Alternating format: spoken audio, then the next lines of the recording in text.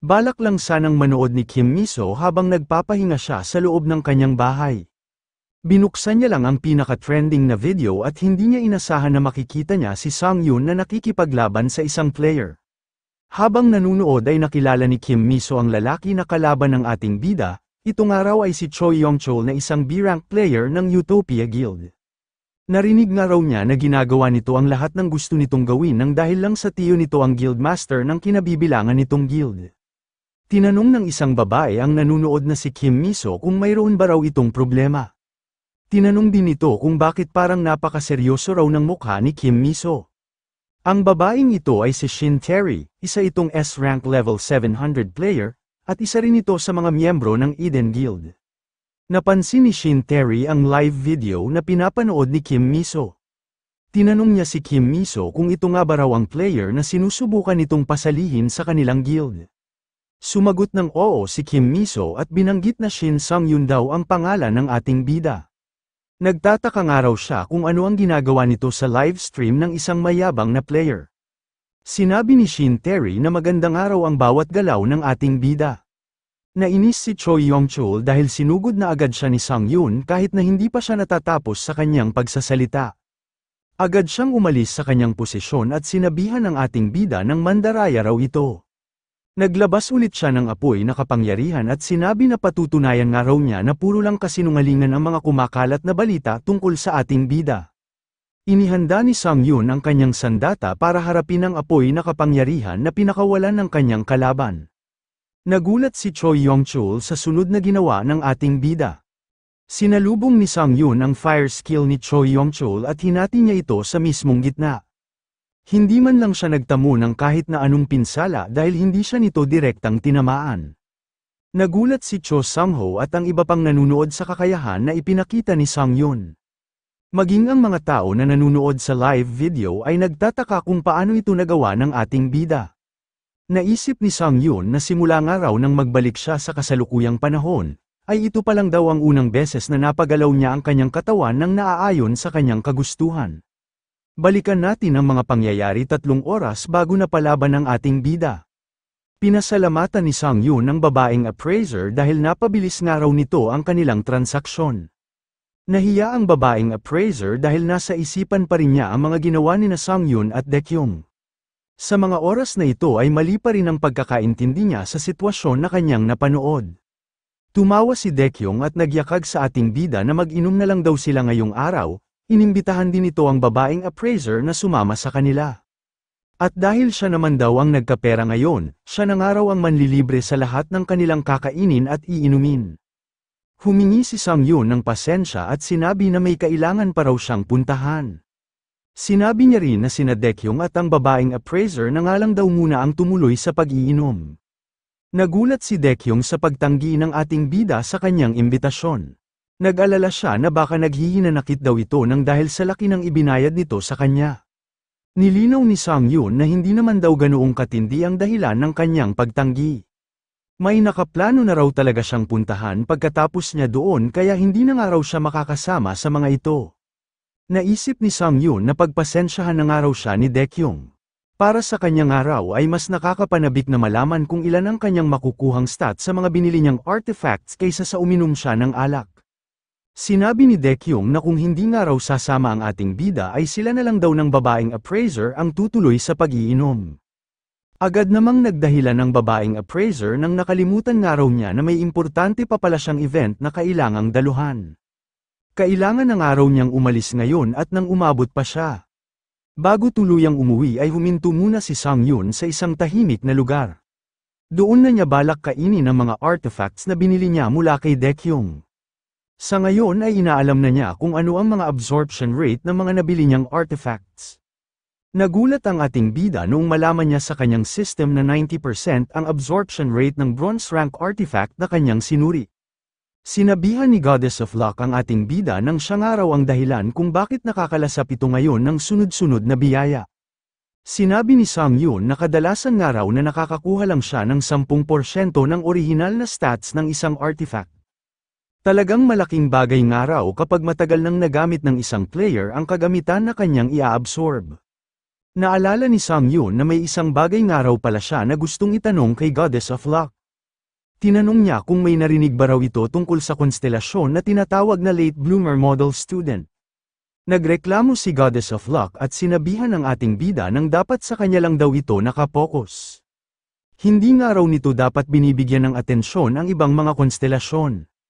Huminto sa pagrereklamo si Goddess of Luck noong makita nito ang ekspresyon ng mukha ng ating bida.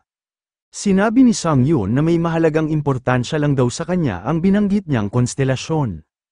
Humingi rin siya ng pasensya kay Goddess of Luck at sinabi na naiintindihan niya naman daw kung bakit ito nakakaramdam ng inis. Sinabihan ni Goddess of Luck ang ating bida nang binibigyan niya raw ito ng permiso na iangat ang ulo nito. Sinabi niya rin na mapagbigay naman daw siya kaya hahanap siya ng impormasyon tungkol sa konstelasyon na binanggit ng ating bida. Natuwa si Sang Yun at agad na pinasalamatan si Goddess of Luck. Matapos noon ay ipinagpatuloy na niya ang kanyang binabalak na gawin. Oras ng araw para malaman kung ano ang kanyang mga kakainin. Ini-activate na ng ating bida ang mana synchronization sa 5 artifacts na kanyang binili. Ang mga lumabas na pagkain mula sa mga ito ay ang 5 nangungunang putahe na paborito ng mga kalalakihan. Napatakam si Sang Yun sa sarap ng mga lumabas na pagkain. Naisip niya na kahit nga raw isang matandang lalaki ang gumamit sa mga binili niyang artifacts, sino nga raw ang mag-aakala na masarap din para sa mga binatang lalaki ang pagkain na lalabas mula sa mga ito. Lahat nga raw ng mga artifacts na ito ay may absorption rate na 90%. Nasasabik na nga raw siyang malaman kung gaano kalaki ang kanyang ilalakas matapos niyang kainin ang lahat ng ito. Sinamantala ni Sang Yun ang pakikipaglaban ng one-on-one kay Cho Yongchul para i-activate ang epekto ng title na Face Off. Sa mga sandaling ito ay may 7 ng titulo ang ating bida at 17 artifacts na ang kanyang nakukonsumo. Mayroon na siya ngayong 77 stats sa kanyang strength, 90 stats sa kanyang stamina, 28 stats sa kanyang dexterity, 60 stats sa mana, 167 stats sa luck, 30 stats sa evasion at 49 stats sa kanyang defense. Nagkomento ang mga nanunood sa live video na nanginginig daw si Cho Yongchul at mukhang naubusan na raw agad ito ng gas. Inobserbahan ni Sang Yun ang sunod na gagawin ng kanyang kalaban. Nagpalabas na naman si Cho Yongchul ng napakaraming apoy para muling ipangatake sa ating bida. Kahit nanunood lang sa kanyang telebisyon ay napahiyaw si Kim Miso nang mag-ingat daw si Sang Yun. Sinabihan naman ni Shin Terry si Kim Miso nang wala raw itong dapat na ipag-alala. Malamang nga raw ay maiiwasan ng ating bida ang mga pag-atake ng kalaban nito. Madaling ang naiwasan ni Sang Yun ang mga apoy na ipinapangatake sa kanya ni Cho Yongchul. Habang papalapit siya ay sinabihan niya ang kanyang kalaban nang sanang araw ay hindi pa nito nakakalimutan ang kanilang pustahan. Kinabahan si Cho Yongchul sa mabilis na paglapit ng ating bida. Sinabi ni Sang Yun na sa kanyang araw mapupunta ang 500 milyon at ang isang kamay na ipinusta ni Cho Yongchul. Natuwa si Cho Sang-ho dahil kumagat nga raw sa bitag ang ating bida. Nahinto ang pag-atake ni Sang Yun noong bigla na lang nanigas ang kanyang mga paa. Sa mga puntong yun ay tumigil na si Cho Yongchul sa kanyang pagpapanggap. Nang asar ito at sinabi na siya nga raw ang mananalo dahil napakabobo raw ng ating bida. Nasa ilalim ngayon si Sang Yun ng skill na tinatawag na Forced Freezing. Umakyat sa buong katawan ng ating bida ang skill na ginamit ni Cho Yongchul. Hindi inasahan ni Shin Terry na nakakagamit pala si Cho Yongchul ng ibang magic skill bukod sa pyromancy. Marahil nga raw ay gumana sa ating bida ang plano nito. Bigla namang tumawa si Kim Miso at sinabihan si Shin Terry nang pakinggan daw nitong mabuti ang kanyang sasabihin. Ipinagmalaki ni Kim Miso ang abilidad niya sa pag-scout ng mga player. Binanggit niya na isang araw player si Shin Sang-yun na may kakayahan na makapag-alis ng status effect. Sinabihan niya si Shin Terry nang panuurin nga raw nitong mabuti ang rason kung bakit gusto niyang pasalihin si Shin Sang-yun sa kanilang guild. Napahinto ang pagsasalita ni Kim Miso nang dahil sa kanyang napanood, nagtataka siya kung nasaan na si Sang-yun.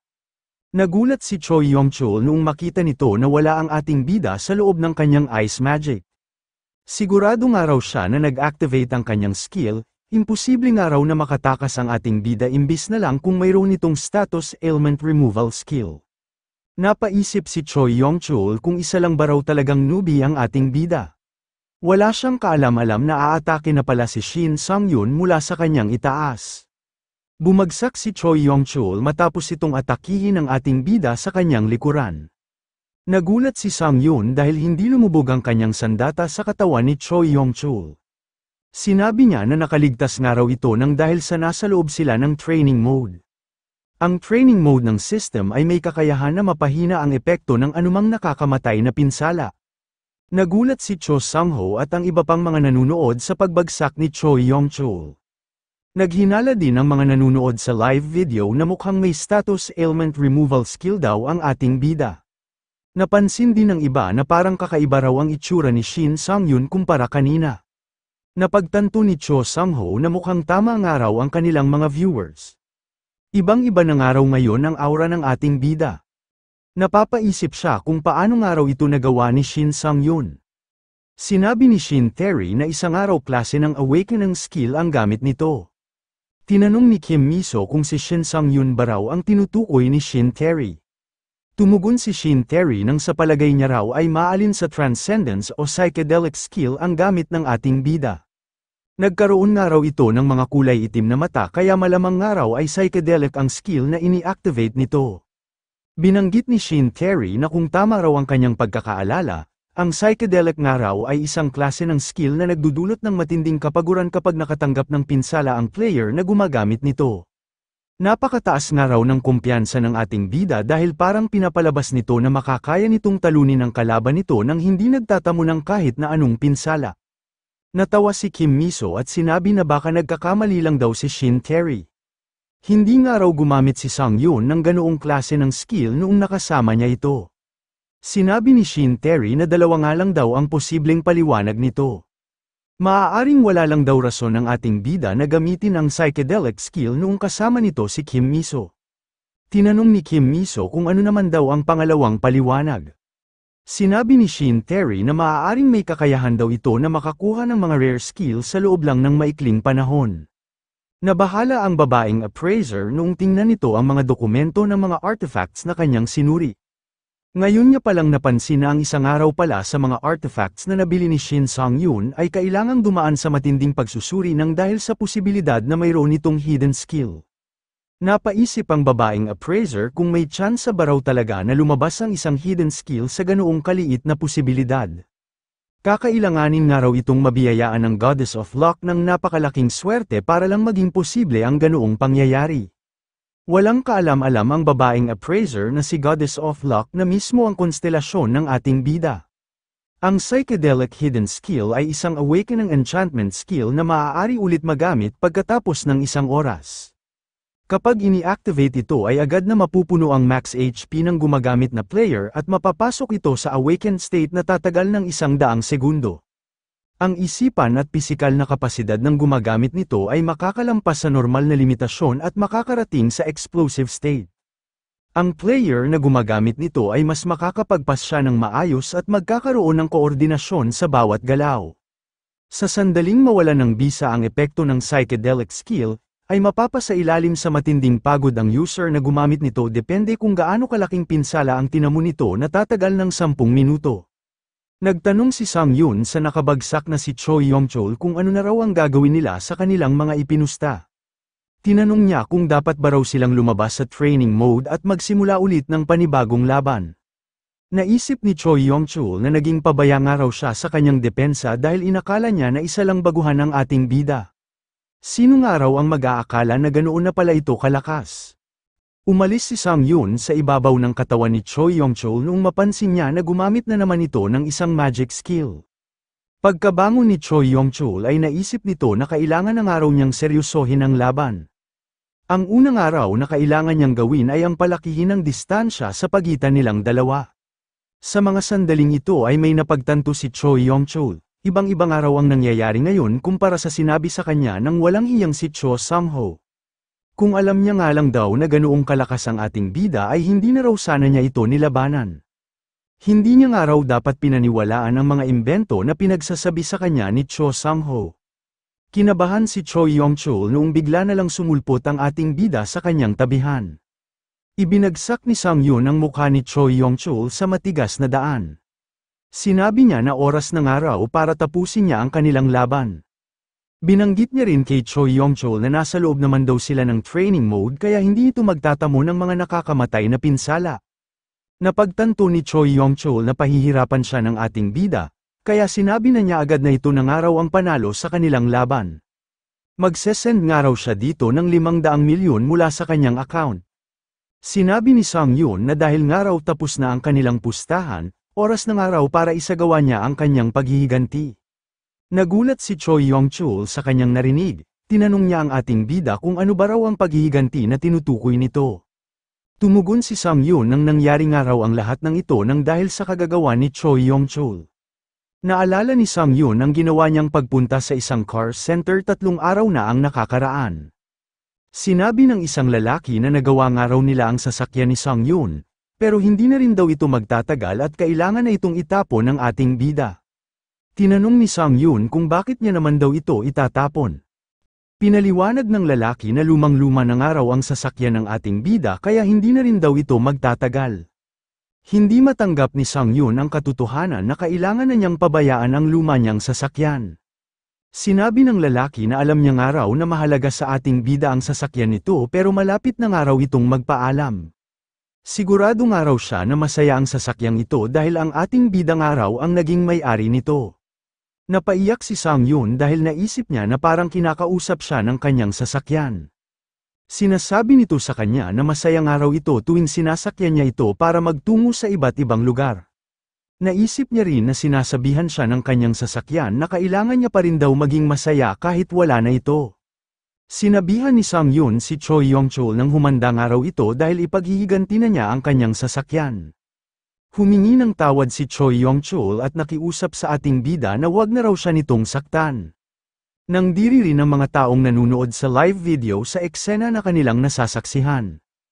Hindi pa rin tumigil si Sang-yoon at patuloy na binugbog ang kanyang kalaban.